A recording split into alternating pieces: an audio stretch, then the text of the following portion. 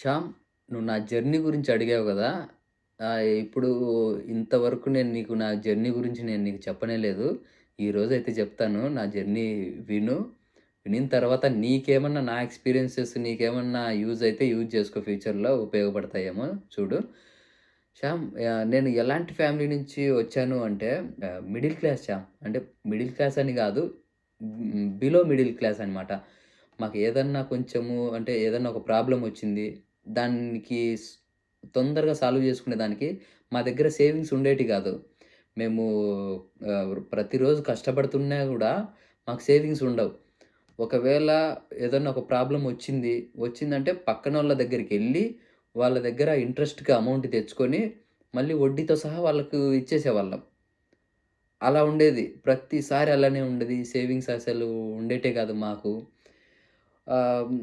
తర్వాత నా ఎడ్యుకేషన్ క్వాలిఫికేషన్స్‌కొస్తే నాది బీటెక్ అయిపోయింది. ఫస్ట్ అంటే చిన్నప్పటి నుంచి చదివేవాడిని. తర్వాత ఏజ్ పెరిగే కొద్దీ, క్లాసెస్ పెరిగే కొద్దీ స్టడీస్ మీద ఇంట్రెస్ట్ తగ్గిపోవడము, ఎక్స్‌ట్రా యాక్టివిటీస్ ఎక్కువైపోవడము, దానివల్ల స్టడీస్ అన్నీ తగ్గిపోయింది. ఎలాగోలా బీటెక్ కంప్లీట్ చేసుకున్నా. అంటే ఒక 15 బ్యాక్‌లాగ్స్ అయితే పడ్డాయి. ఫస్ట్ ఇయర్ నుంచి లాస్ట్ ఫైనల్ ఇయర్ వరకు 15 బ్యాక్‌లాగ్స్ పడ్డాయి. అవన్నీ క్లియర్ చేసుకున్నా. జాబ్ కోసం జాబ్ మీద ఇంట్రెస్ట్ లేదు. అంటే పెద్దగా నాలెడ్జ్ ఏం లేదు. ఏం జాబు రాదు అనేసి ఫిక్స్ అయిపోయా. అంటే రాదు. ఒకవేళ వచ్చినా గూడా అంటే నేర్చుకొని ఏమన్నా వచ్చినా గూడా నాకు చేసే అంత ఇంట్రెస్ట్ లేదు. జాబ్ జేయాలి పొద్దున్నే అయన్నీ ఉండేటివి గాదు నాకు. ఎంతసేపు ఉన్నా గూడా పండగలు, పెళ్ళిళ్ళు, రిలేటివ్సు, ఫ్యామిలీతో హ్యాపీగా గడపాలి. అంతో ఇంతో సంపాదించుకోవాలి.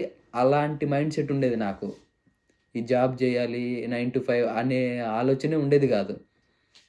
తర్వాత ఇంకా ఇంట్లో వాళ్ళ ఫోర్స్‌తో ఎలాగోలా బెంగుళూరుకొచ్చేసా. ఇంట్లో వాళ్ళు "అరే! బీటెక్ చదివావు, ఎళ్ళు జాబ్ జేసుకో, ఏదన్నా ట్రై జెయి, అది జెయి, ఇది జెయి" అని జెప్పడం వల్ల బెంగుళూరుకైతే వచ్చేసా.